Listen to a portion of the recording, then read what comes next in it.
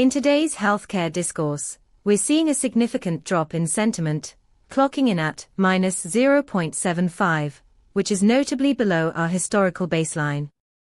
This isn't just noise, it suggests underlying concerns that warrant your attention.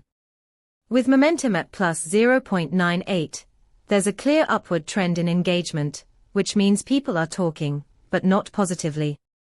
Our API returns detailed sentiment analysis, offering insights into 18 unique semantic clusters related to current healthcare discussions. Imagine you're building a dashboard for healthcare providers to understand patient sentiment in real time. This could help them adjust communications or improve services based on what's resonating, or not, with patients.